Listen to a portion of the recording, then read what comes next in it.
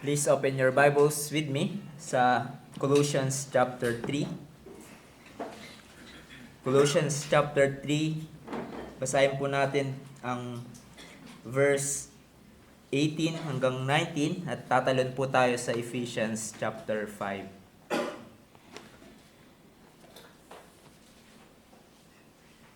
Kung nandun na po kayo, ay hayaan niyo pong basahin ko sa ESV, Colossians 3 verse 18. Wives, submit to your husbands as fitting in the Lord. Husbands, love your wives and do not harsh with them.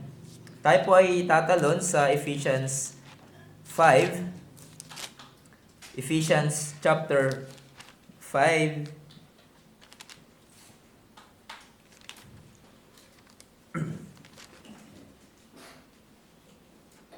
beginning verse 22.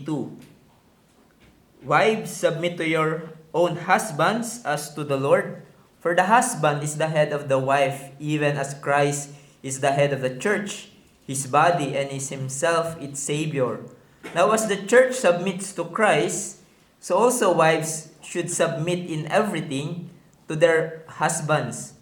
Husbands, love your wives as Christ loved the church and gave himself up for her, that he might sanctify her, having cleansed her by the washing of water with the word, so that he might present the church to himself in splendor, without spot or wrinkle or any such thing, that she might be holy and without blemish.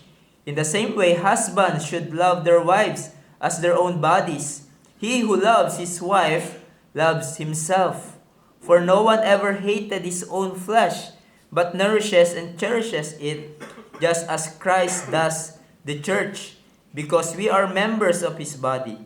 Therefore a man shall leave his father and mother, and hold fast to his wife, and the two shall become one flesh.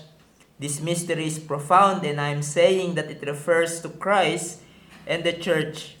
However, let each one of you love his wife as himself, and let the wife see that she respects her husband.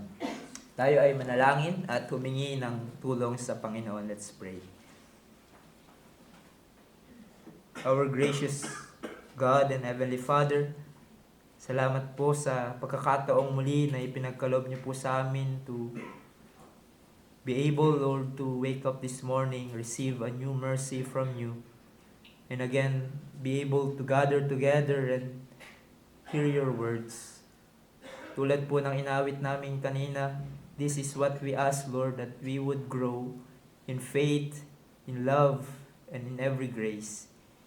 Sa pamamagitan, Panginoon, ng inyong mga salita. Tulungan niyo po kami sa amin pong muling pagtalakay patungkol sa mga duty in the Christian household. We pray that you would help ang inyong servant magdadala ng inyong salita sa kanya pong kahinaan. Panginoon, ikaw ang patuloy na maging kalakasan niya at ilayo niyo po kami sa anumang kamalian. Nawa, Panginoon, ay maintindihan namin ng malinaw ang aming pong pag-aaralan sa umagang ito. Sa pangalan ni Jesus. Amen. So as we continue our study in Colossians 3 verses 18 to 25, ay tinitignan natin yung mga directions or commands ni Pablo to the domestic economy or Christian household. Andyan yung command ni Pablo para sa mga asawang babae, asawang lalaki, sa mga anak, sa mga fathers, and slaves or employee, and even to the masters or mga earthly boss. At una nating tinignan ang command ni Pablo para sa mga anak. Sumunod ay ang command ni Pablo para sa mga Christian employee under their earthly masters. At last time ay tinignan natin ang duties of a Christian wife. Now today ay titignan natin naman ang duty ng Christian husband. At so itong preaching na ito ay para sa inyo, mga may asawang lalaki, at ganun din sa mga future husband na narito. And sabi ng isang manunulat, all of husband duties can be summed up in one simple command. Love your wives, just as Christ also loved the church and gave himself up for her. The best thing a man can do for his wife is to study and revel in Christ's sacrificial love for him, so that he can reflect that love in his marriage. So as we study this duty of Christian husband, we will do it under 4 headings.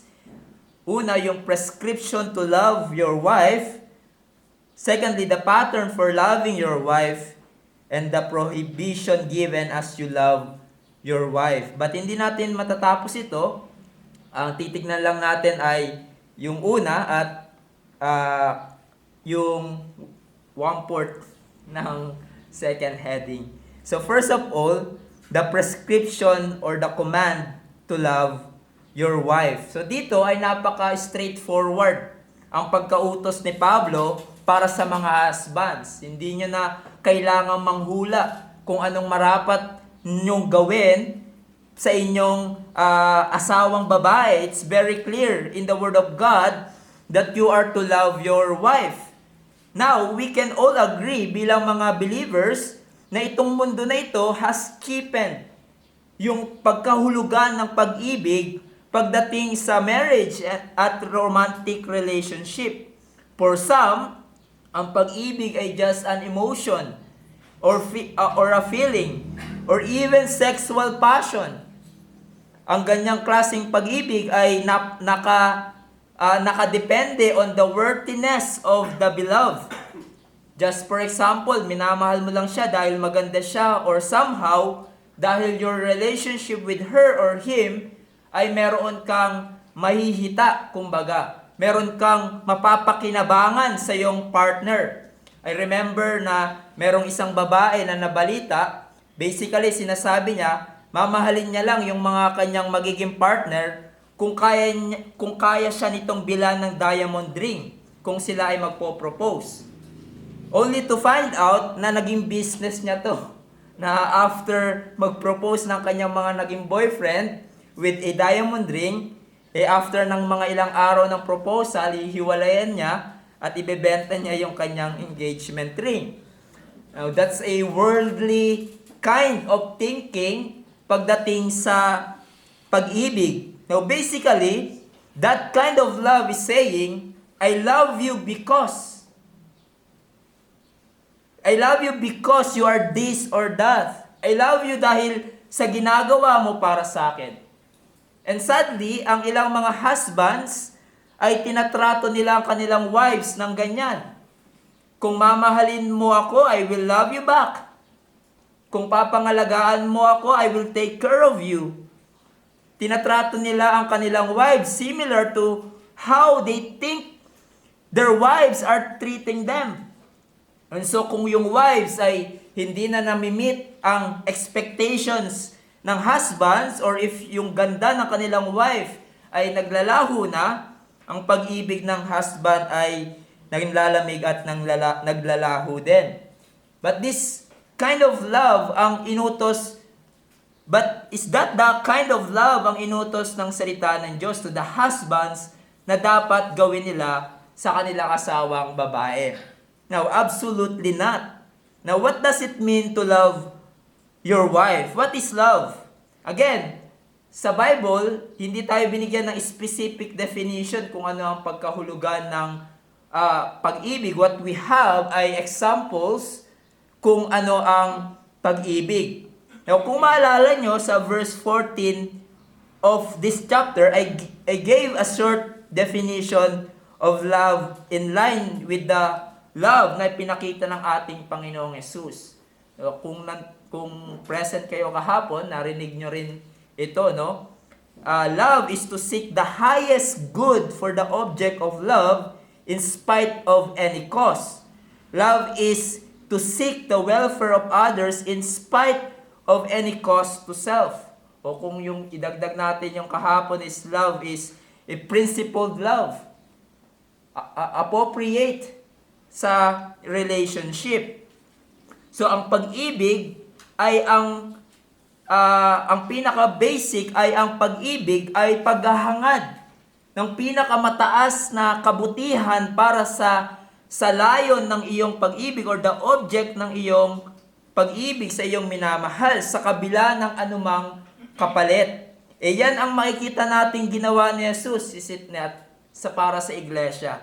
It says in 1 John 4:10, "And this is love, that not we have loved God, but He loved us and sent His Son to be the propitiation for our sins." So minahal tayo ni Jesus sa kabila ng kasalanan natin. Hindi tayo karapat-dapat mahalin, ngunit ginawan niya tayo ng mabuti. Christ loved us despite our sin. Christ loved us kahit na hindi tayo worthy ng kanyang pag-ibig.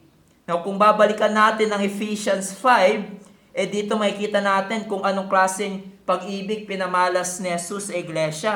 It says, "Love your wives as Christ loves the church and gave Himself up for her, that He might sanctify her, having cleansed her by the washing of water with the word, so that He might present the church to Himself in splendor, without spot or wrinkle or any such thing, that she might be holy without blemish." And as we shall see, this would be that pattern for husbands sa kanilang pagmamahal sa kanilang wife.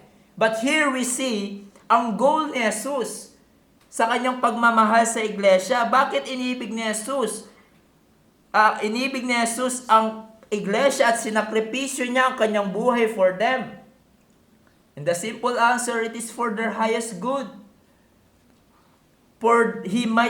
Sabi doon, that He might sanctify her, cleanse her, so that He might present the church to Himself without spot, wrinkle, or any such thing. So Christ's goal for the church is her eternal good. That you get to glory blameless and holy. At ano ang kanyang ginawa to accomplish that?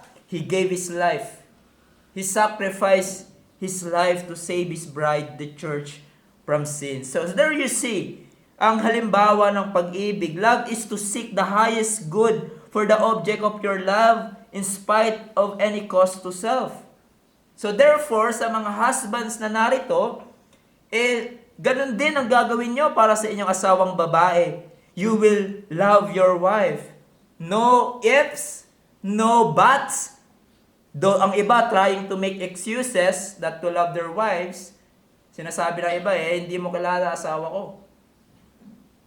Ganito siya sa gantong sitwasyon, ganito ugali niya, may katigasan ng ulo. How can I continue to love her?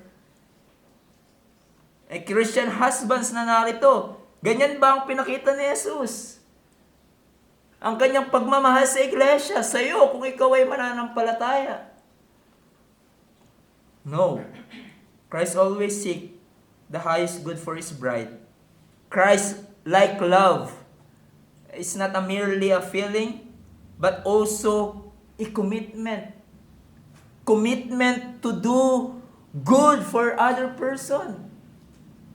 For the object of your love. Regardless of how one feels, regardless ng imperfection na marahil ng iyong wife, as one writer puts it in this way, si Joel Beeke, sabi niya, love is far more than a warm feeling. It is a commitment carried out daily with heart and hand, in word and in deed. Hindi lang sa salita, hindi lang sa isip. Sabi ng iba, minamahal ko naman asawa ko, sa isip lang. It's also in word, in deed, in hand, and with heart. So do you have a wife? The command to you is clear, straightforward. Love your wife. Now, ano ang implication niyan pagdating sa leadership and authority nyo in the home? Dahil nakita natin, di ba, that there are established rules ang ginawad ng Diyos para sa marriage. Para sa wives, they are to submit. But for the husband, they are the head over the wife. The implication is this: your headship over your wife is for the good of your wife. Your headship over your wife is for her good. Ano ang inyong headship?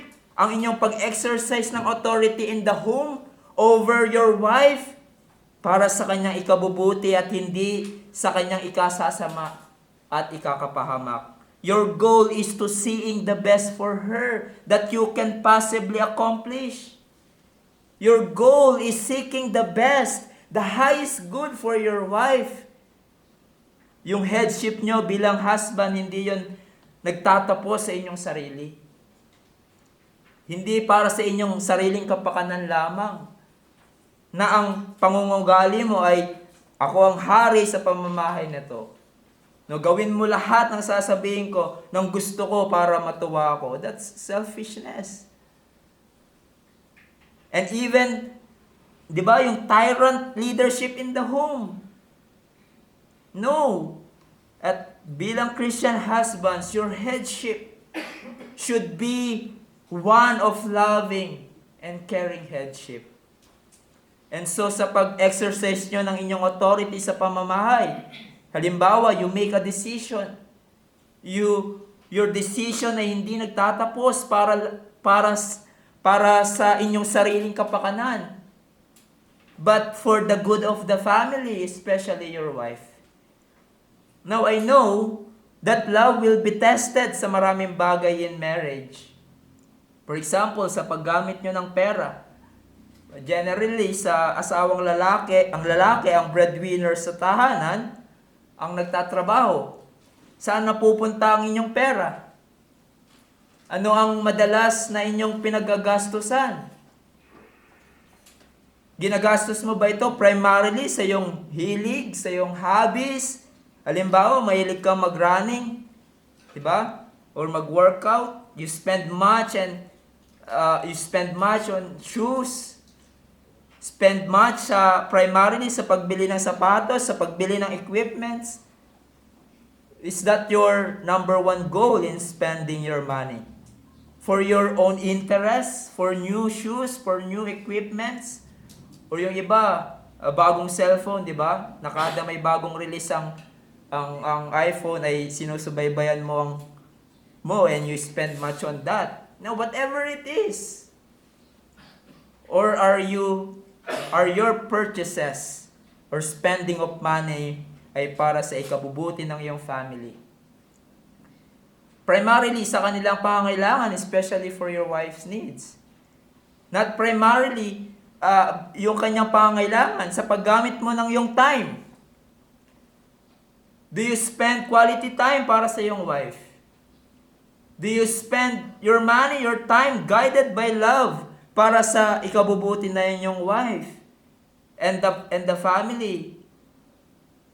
And you as a husband should care deeply for your wife whom the Lord has given to you.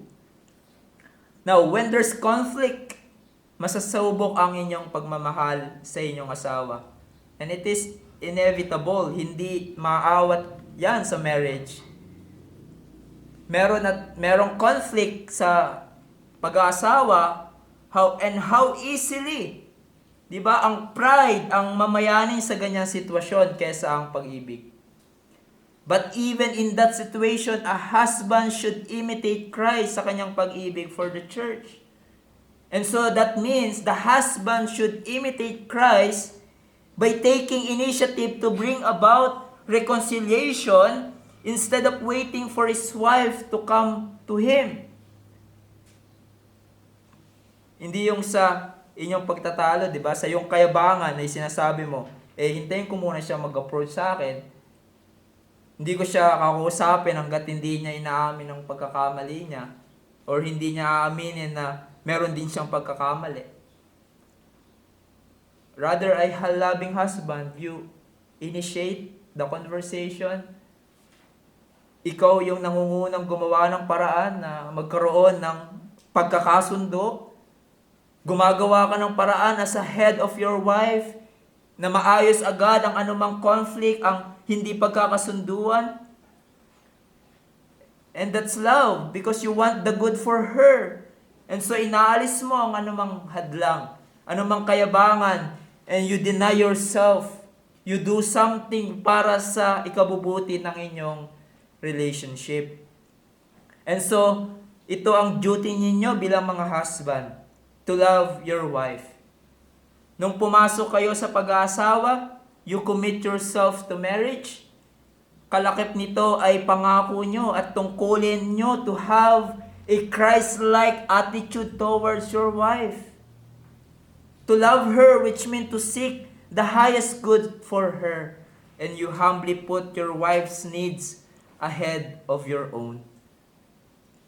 Again, sinabi ni Joel Beakey sa kanyang book, Living a Godly Marriage, he said, when all else fluctuates, this remains the same. When all fails, this remains sure. When all else is shaken, this remains intact. If his wife is not congenial, kumbaga di na siya kaakit-akit as she used to be, sa iyong paningin is still, the husband still must love her. If he does not feel like it, he still must love her. If she hurts and wrongs him, he still must love her. Kung magbago man ang inyong wife physically, tumanda na kayong dalawa, may mga wrinkles na, o kaya naman meron na siyang karamdaman. For better or for worse, your duty remains as a husband to love your wife. And that leads us to the second heading, the pattern for loving your wife. So here, Paul gives a pattern for the husbands kung paano nila iibigin ang kanilang asawang babae. At ang pattern na ito ay mula sa ginawa ni Jesus at patuloy na ginagawa ni Jesus para sa kanyang iglesia. So dito, ipapakita ni Pablo kung paano ba minahal ni Jesus ang iglesia at anong klaseng pagmamahal ang marapat na ipamalas ng husbands to their wives. So first of all, we can see that Christ loves the church sacrificially. And so Christian husbands should love your wife sacrificially. It says, husbands, love your wives as Christ loved the church and gave himself up for her. In verse 23, we are told that Christ is the Savior of His body. Ito ay sa Ephesians 5. The church. So sinakripisyo ni Jesus ang kanyang buhay. That's what it costs. Para sa iglesia. For what purpose? Again, nakita natin, para sa kabutihan ng iglesia. Para sila ay maligtas sa kasalanan. Para sila ay malinis sa kanilang karumihan. And in verse 26, that He might sanctify her, cleanse her by the washing of water with the word. So ganyan ang ginawa ni Jesus sa kanyang pag-ibig para sa iglesia. Jesus gave Himself up for His bride, the church. And so, husband is to sacrificially give himself up in love for his wife. Now, of course, not in a salvific way. Only Christ can do that. But you sacrifice yourself for the good of your wife. That's the point. So, anong kaya mong isakripisyo? Anong kaya mong isakripisyo para lang sa ikabubuti ng iyong wife? Ang buhay mo? You do it. Handa kang ipagpalit ang buhay mo kung kinakailangan to defend your wife, to protect your wife with your life. At hindi ikaw yung source ng ikakapahamak ng iyong wife. Hindi ikaw yung number one source ng sakit ng ulo ng wife mo, kaya lagi na high blood, madalas nasa ospital. Now, Paul is not merely explaining that a husband should be willing to die, literally, para sa kanyang wife in unlikely event. Halimbawa, nakita mong babarilin yung wife mo or mapapahamak yung buhay ng wife nyo, you are willing to na ipagpalit ang buhay mo para maligtas ang iyong wife. But Paul is not merely explaining that a husband should be willing to die for his wife sa mga life and death situation. Rather, itong admonition na ito ay nag-a-apply in the day-to-day. Dahil hindi naman kayo palagi nasa kakaiba at mapanganib na sitwasyon. To love your wife sacrificially applies in the day-to-day life. Parang yung minsan, siguro nasabi ko na to, di ba? Merong husband na araw-araw niyang sinasabi sa kanyang wife na, "Darling, handa ako mamatay para sa iyo." Everyday sinasabi niya yon. Kung saan sabi ng kanyang wife, alam ko naman, handa kang mamatay para sa akin. Handa kang ibuwis yung buhay mo. Pero pwede ba, hugasan mo muna yung plato? Yung magligpit ka muna ng kalat. Ipakita mo sa maliliit na bagay na handa kang gawin ang lahat para sa ikabubuti ng ating relasyon. Paul's admonition is applied in day-to-day sacrifice. Sacrifice of magigising ka ng madaling araw to help your wife para alagaan ang inyong newborn baby. You give up something, marahil yung hobby mo na maglaro ng basketball every Saturday or manood ng paborito mong teleserye, kung ano man yan, upang matulungan mo yung wife mo na gawin sa mga gawain sa bahay. You sacrifice sa pamamagitan marahil ng paggising ng maaga tuwing linggo para tulungan mo ang iyong wife to prepare and your children to get ready for church. There was a story, si Robertson McQuilkin, president of Columbia Bible College, pinamalas niya yung sacrificial love para sa kanyang wife noong siya ay nag-resign. Mataas yung posisyon niya, nag-resign siya bilang president of the Bible College para alagaan yung wife niya na merong matinding Alzheimer's disease. He gave up that position to take care for his wife. At sinabi niya, when the time came, ibig sabihin yung kailangang maging hands-on na siya sa pag-aalaga ng kanyang wife. When the time came, the decision was firm. It took no great calculation. Kumbaga sa atin, walang pagdadalawang isip. He said, it was a matter of integrity. Had I not promised 42 years before, in sickness and in health, till death do us part. Christian husbands here, nung kayo ay pumasok sa marriage, you have made that vow in sickness and in health, in richer or poorer, for better or for worse. I will love my wife as Christ loved the church. It means you will love her sacrificially for her good. That kind of love is what requires of you. Bilang husband, ito ang inyong duty. Of course, you cannot perfectly imitate the love of Christ for His church. It is divine, perfect, and great, and yours are tainted with weaknesses and sin. But if you are a Christian husband, isa kang mananampalataya, you can love your wife sacrificially. You are able to love your wife. Why? You have the Spirit of Christ. You have the Holy Spirit in you. At ang mga kaparaanan, binigyan pa nga tayo ng Diyos ng mga kaparaanan para mahalin ninyo ang inyong wife. Pinagkaloob niya sa inyo katulad ng kanyang salita. Ang panalangin, so the question for us, do you continually study the Word of God? Upang maliwanagan ka kung paano mo itrato ang iyong wife na ayon pa rin sa salita ng Diyos. Mga biblical principles you will get by the studying the Word of God na maaari mong may apply sa marriage relationship. E nawa, wag tayong matangay sa ideas ng sanlibutan patungkol sa marriage. Na kung saan, kung paano mo mamahalin ang iyong asawa. Wag nating kopyahin yung mga napapanood natin marahil sa internet, how they treat their wives. Dahil yung mundong ito ay basically nakabase sa appearance. At kung ano ang makukuha nila sa marriage. Anong magigain nila sa marriage.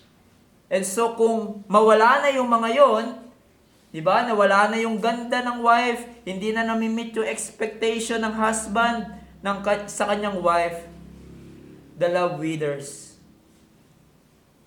But you as Christian husbands, you love like Christ. You give your life, you sacrifice for the good of your wife, not if, but despite ng kanyang kahinaan at nagagawang kasalanan, despite ng nagfi-fade ang kanyang beauty, you still love her, for this is the command of Christ to you. And so, sa pamamagitan ng pag-aaral ng salita ng Diyos, di ba? Nare-remind ka patungkol sa iyong duty, and you need to be reminded. Dahil makakalimutin tayo. Malapit kayo to operate your marriage by your own opinion. Or kung anong nakikita natin sa iba at hindi sa salita ng Diyos. Ba kung tatanungin ko ang mga husbands na narito, ano na ang mga alam niyong verses or biblical principles patungkol sa duty sa inyong wife? What are the verses and biblical principles patungkol sa duty niyo sa inyong asawang babae? And by the help of God, do you apply it sa inyong marriage? At gumagawa ka ba ng pagsusuri kung nai-apply mo ba ang duty na ito bilang Christian husband sa iyong wife? Tandaan natin, hindi lang ang mag-provide ng pangangailangan ng inyong wife ang duty nyo bilang Christian husband. Mahalaga yan to provide for the family, for the physical needs of your wife. But hindi lang doon nagtatapos. Hindi lang din doon natapos ang salita ng Diyos. Napakarami pa na makikita natin sa salita ng Diyos. Though some husband, di ba? Ang tingin nila, yun na yung pinaka-duty nila sa kanilang wife. Magtratrabaho ako, bigay ko ang sahod, bumili ka ng gusto mo, that's it. And as we shall see sa pattern na binigay ni Jesus, hindi niya lang inalay ang kanyang buhay for His bride, the church, but He continually cleansed her, purify her by the word until His bride get to glory.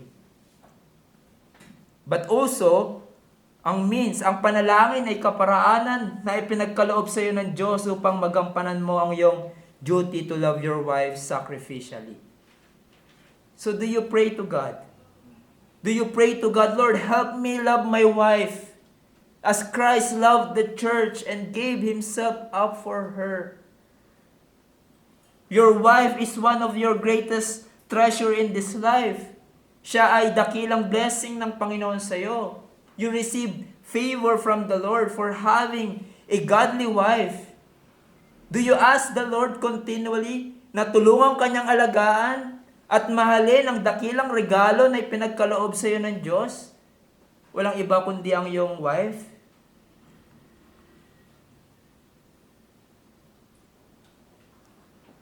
And that to be continued next week, Lord willing.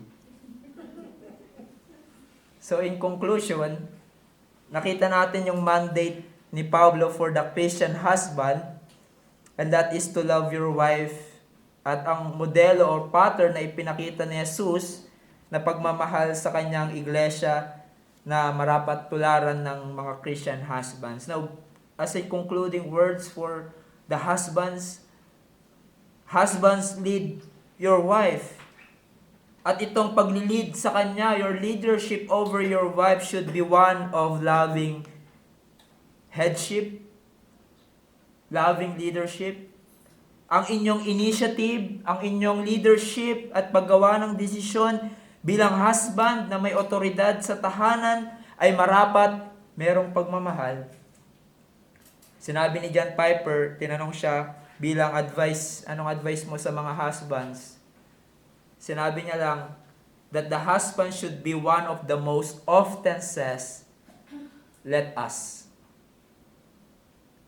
In other words, tayo bilang mga kalalakihang mangunguna, bilang mga kalalakihan ang mangunguna, who will take initiative lalo na pagdating sa espiritual na kalaguan para sa iyong asawang babae. Kayo ang mangungunang magsasabing, let us pray. Mangunguna tayong magbasa. Tayo na sabihin, manalangin tayo. Magbasa tayo ng salita ng Diyos. Mag-family devotion tayo. You take the initiative sa mga ganyang desisyon. Hindi dahil iniisip mo na ang makinig sa iyong wife, sa suggestion ng iyong wife ay sign ng weakness. Diba? Yung makinig ka sa suggestion ng iyong wife ay sign daw ng weakness. That's why you take the initiative. No. The point ng ating pag-initiate, you are being hands-on para sa ikabubuti ng iyong wife. You're eager to make plans and decisions and be fully engaged in the marital relationship dahil ito ang role na ibinigay sa iyo ng Diyos. Now, pagdating sa kalaguang espiritual sa family, kayong mga husband, ang dapat hands-on dyan, ang nangunguna sa ganyang bagay. This is especially true when it comes, again, to leadership, spiritual leadership in the home. Diba, nakakalungkot ngayon, merong mga Christian husbands, ang galing mag-decide kung saan dapat mapunta yung sweldo niya, saan gagastusin, assertive when it comes to making money. Pagdating sa pag-ayos ng problema sa trabaho, sobrang active, talagang nangunguna at makikita mo yung leadership. Pero pagdating sa bahay, when it comes to loving leadership in the home, when it comes to spiritual welfare sa kanilang tahanan, para sa kanilang wife, they take zero responsibility. Hindi sila hands-on at madalas pinapaubayan nilang mag-isa sa kanilang wife. I think one of the reasons kung bakit ganito ang ginagawa ng mga ilang husbands is because iniisip nila na ang tunay na success sa family, sa marriage, ay kung kaya mong mabili ang gusto mo para sa iyong family. So, magpapakasubsob sa trabaho. For others, a happy family ay meron kang malaking bahay at kaya nilang bilhin ang kanilang gustong bilhin. Diba? Sabi nga ng iba, ang marriage daw ay workshop. A husband work and the wife shops. Dahil maraming pera. Yan ba talaga ang sukatan ng masayang family? Yan ba ang sukatan ng successful na marriage? No. But happy is a home where Christ is being worshipped. When the family seeks Christ in prayer, happy is the home where His words are being taught and dwelling in the hearts of each members of the family. Happy is the home kung saan ang God-established roles in marriage ay nasasakatuparan at nakikita. And you husbands, at para sa inyong magiging future husband, ang marapat manguna pagdating sa spiritual na kapakanan ng inyong family, ng inyong wife, ay kayo. You have the responsibility for your wife's godliness and your spiritual growth and her spiritual growth. Part yan ng seeking the highest good for your wife. Lead your wife, but lead in a loving way, just like our Lord Jesus Christ. Sabi ni Kevin DeYoung, being a spiritual leader means taking the initiative to repair the breach when the relationship has been damaged. If Christ loves the church, His wayward bride, He continually woos her back from her spiritual adulteries. How much more should you woo back your wife after disagreement when half the time it will be your fault anyway? Husbands ought to take the first step toward reconciliation when the marriage has grown cold with hurts and disappointments. End quote. But lastly, husbands, in your loving your wife, you should do sacrifices for her as Christ does for His bride, the church. So your leadership as a husband is self-sacrificing leadership. And again, this can mean pagdating sa maliliit na bagay.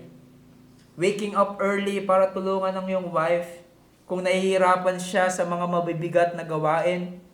Participating joyfully sa mga gusto at hilig ng iyong wife. Overlooking yung mga offenses niya sa iyo. Running errands, cleaning the house. Ganon din pagdating sa mga big sacrifices. Example, i-give up mo ang iyong dreams and ambition in order to take care of your wife na marahil mahina na o may sakit na. Just like what we have seen sa buhay ni Robertson.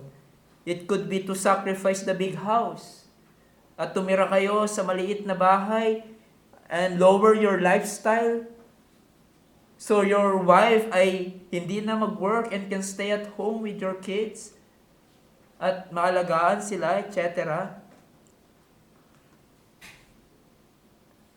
Sabi nga ni John MacArthur, the world continually tells the man to be macho, to defend himself, assert himself, bring attention to himself, and live totally for himself. But God tells the Christian man to give himself up for others, especially for his wife, just as Christ gave himself up for the church. Na kung ganyang